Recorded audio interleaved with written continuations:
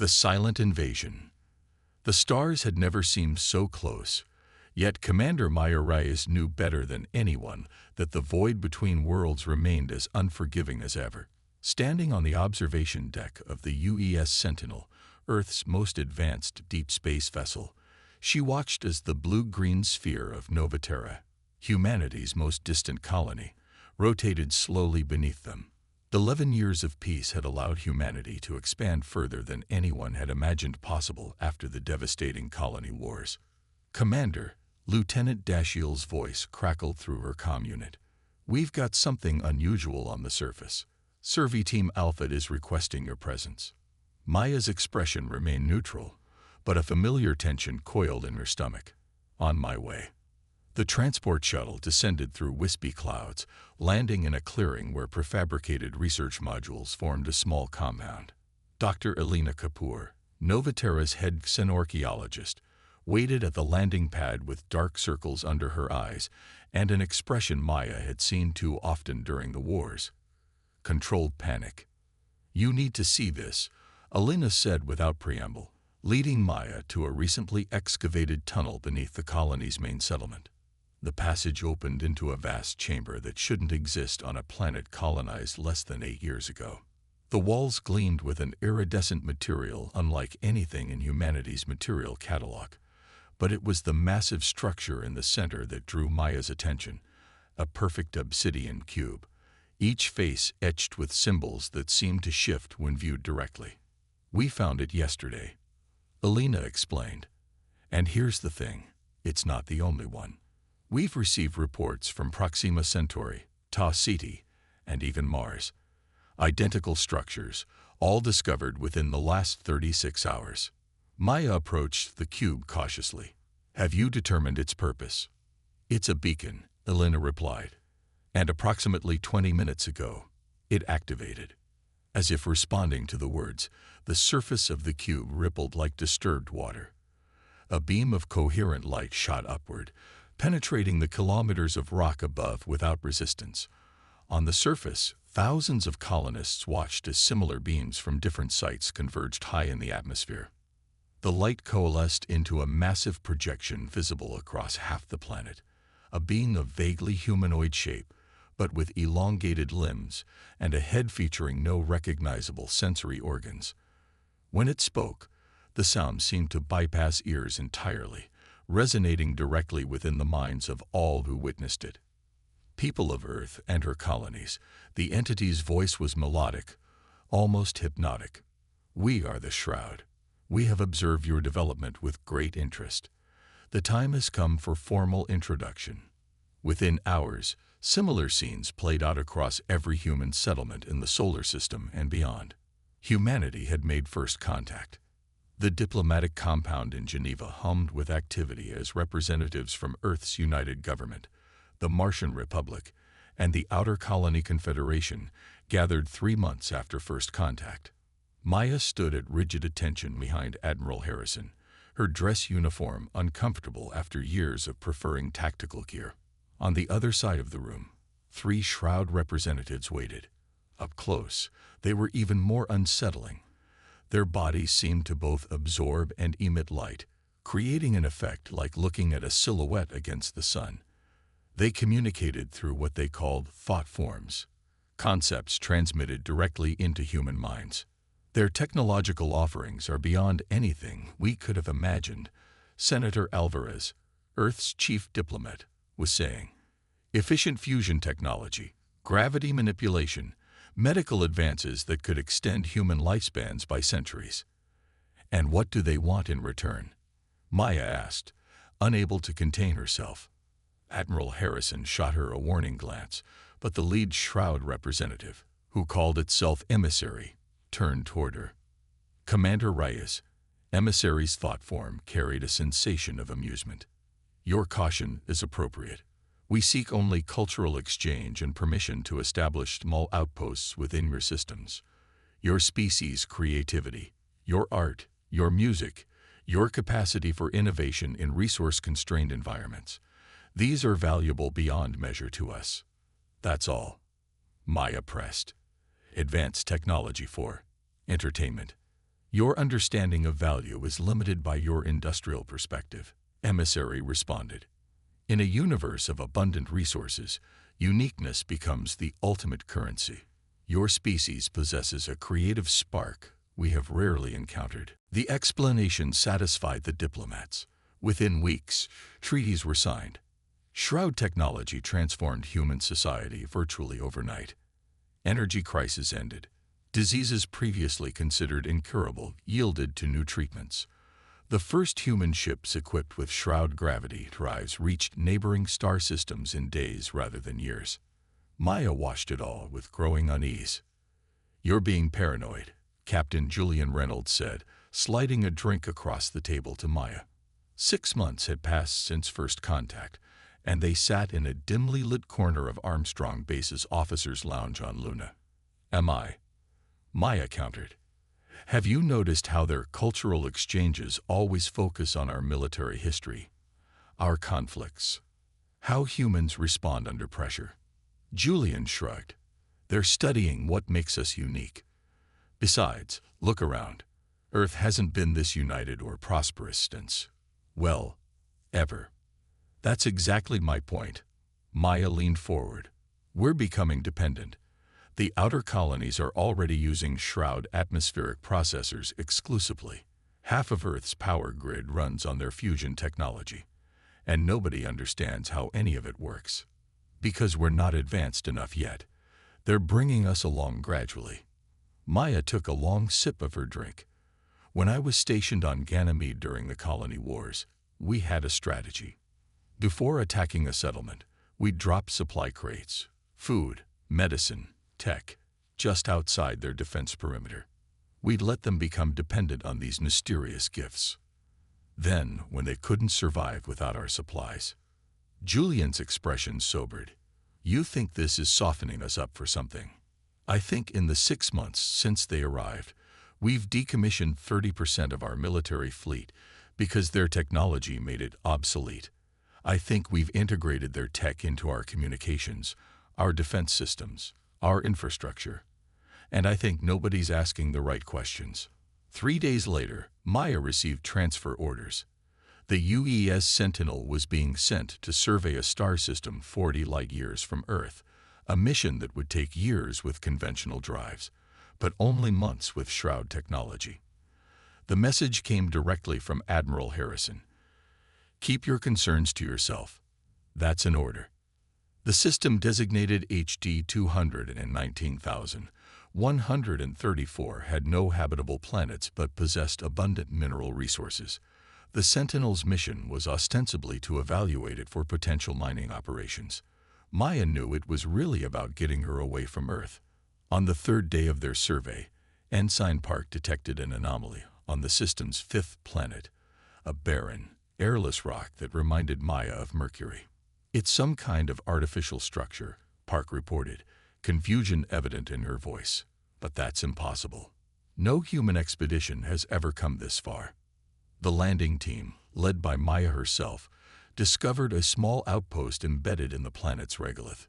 The architecture was unmistakably human in design, but with modifications that incorporated technology beyond current capabilities. "What is this place?" Lieutenant Dashiell whispered as they breached the airlock. The outpost appeared abandoned but intact. Power systems hummed softly, maintaining life support. In the central chamber, they found a message etched into a simple titanium plate, not digital, not dependent on power or technology that could fail. "To whoever finds this, they come as friends. They study what makes you unique. Then they erase it. This outpost was established by survivors from Earth, circa 2187 CE, after the Shroud completed their harvest. We are the last. We were not unique enough to be worthy of preservation." Maya felt ice in her veins. 2187, that's more than a century from now. Further exploration revealed journals, physical books containing handwritten accounts. They told a devastating story. The Shroud were collectors of uniqueness, traveling through time as easily as space. They identified civilizations with distinctive traits, studied them thoroughly, then extracted what they considered valuable before eliminating the civilization itself from the timeline. They don't just conquer, Maya realized with horror. They erase, as if we never existed at all. The final journal entry included technical specifications for a device its creator called a temporal anchor. Technology reverse-engineered from Shroud artifacts that could protect small regions from changes to the timeline. "We must warn Earth," Dashiell said. "We can't," Maya replied grimly. "Not directly. The Shroud are monitoring all our communications. We need to be smarter." Maya formulated a desperate plan. Using components from the Outpost and the Sentinel, they constructed a rudimentary version of the temporal anchor. Then, they planted evidence of valuable minerals that would ensure Earth would send additional survey teams to the system. As they prepared to return to Earth, Maya recorded a message using an old encryption algorithm from the Colony Wars, one the Shroud wouldn't have studied yet. To Admiral Harrison, "The gifts are poisoned. The outposts are observation posts. Check their power consumption. It's far beyond what they claim. They're not studying our culture. They're preparing to extract it. We have 11 months before they complete their study. Recommend immediate implementation of Protocol Scorched Earth." Protocol Scorched Earth had been developed during the darkest days of the Colony Wars, a last resort strategy to destroy all of humanity's technology and knowledge rather than let it fall into enemy hands. It had never been implemented, but the framework remained buried in military contingency plans. As the Sentinel broke orbit, Maya watched the barren planet recede from view. According to the journals, the Shroud would complete their study of humanity exactly 11 months from now. After that, humans would continue to exist only as exhibits in some cosmic museum, their history, their future, their very essence extracted and preserved while the species itself was erased from reality. Unless she could convince Earth's leadership that their benevolent visitors were actually the greatest threat humanity had ever faced. The Sentinel accelerated toward Earth, its shrewd enhanced engines pushing it faster than any human vessel had traveled before. Maya wondered if they were already too late. Humanity's last stand. The gardens surrounding Earth's United Government headquarters in Geneva had never looked more beautiful.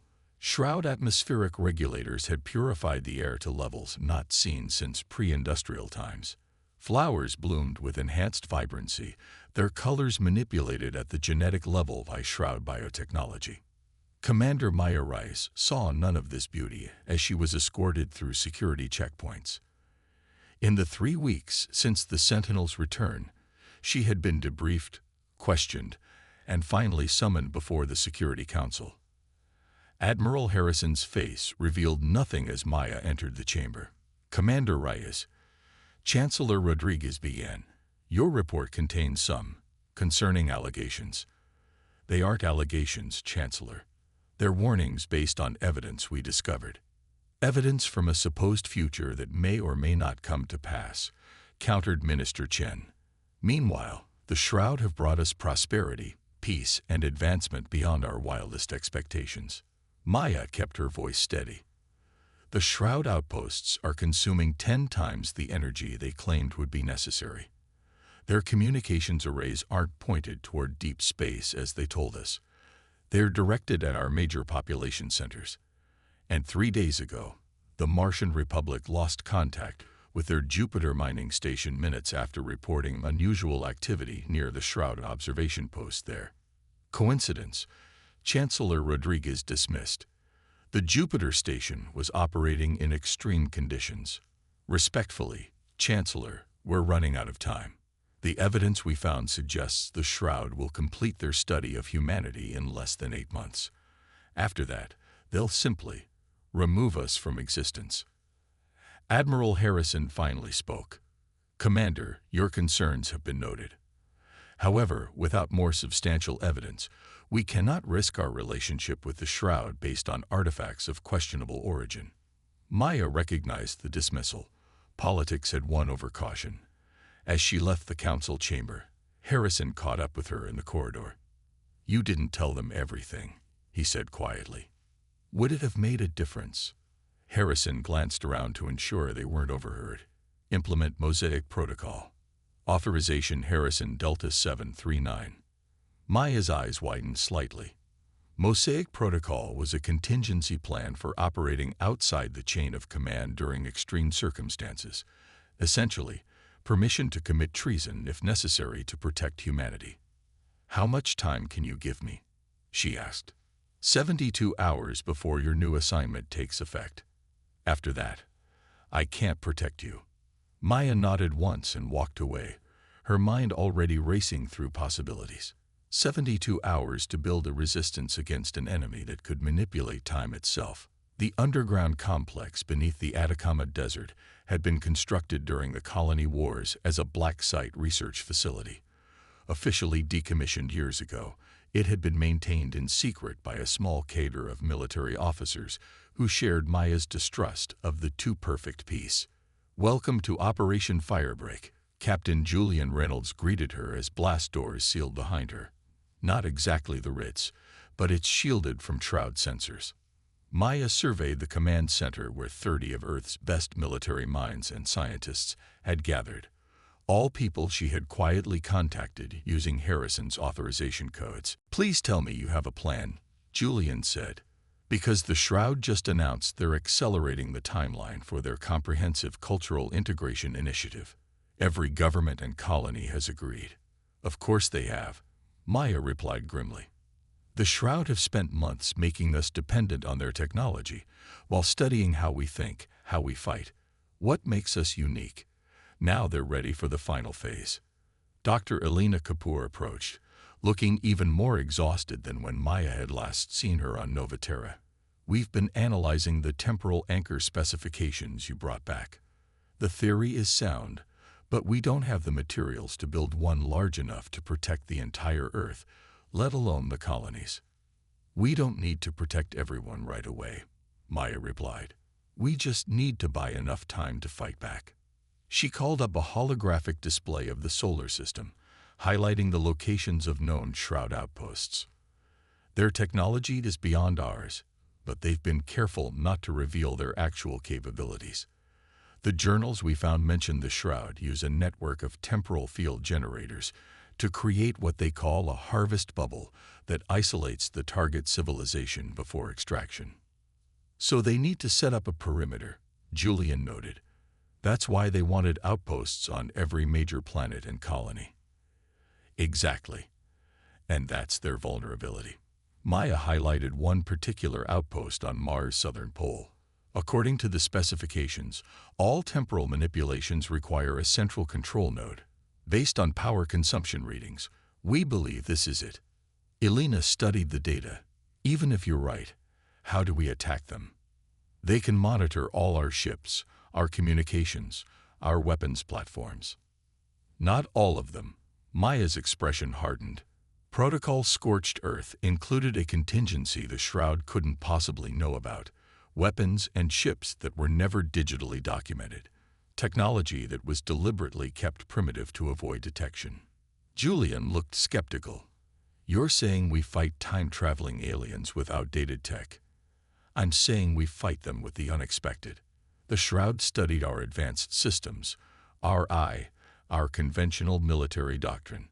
What they haven't studied are the backup measures we built during our darkest hours.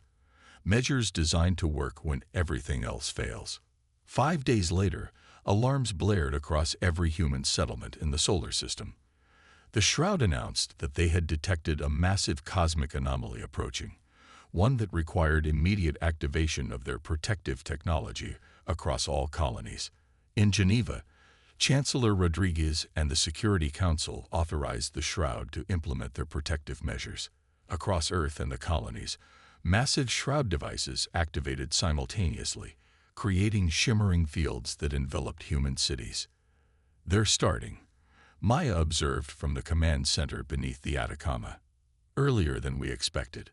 "The Mars team is in position," Julian reported. "Teams on Europa, Venus, and Luna report ready." Maya nodded grimly. "Execute Operation Firebreak." Across the solar system, small teams of soldiers and engineers moved toward Shroud outposts. They carried weapons that would have been considered primitive even during the colony wars: ballistic firearms with mechanical triggers, explosives with chemical detonators, communication devices using amplitude modulation rather than quantum entanglement. On Mars, Lieutenant Dashiell led her team through ancient lava tubes that ran beneath the Shroud's primary facility. Their approach went undetected. The Shroud's sensors were calibrated for advanced technology, not humans carrying essentially 20th century weapons. Charges placed, Dashiell reported through a simple radio. All teams in position. In the Atacama bunker, Maya gave the order. Initiate simultaneous strike. Across 17 locations throughout the solar system, human teams detonated EMP devices followed by conventional explosives. The attacks were precisely coordinated using nothing more sophisticated than synchronized mechanical watches.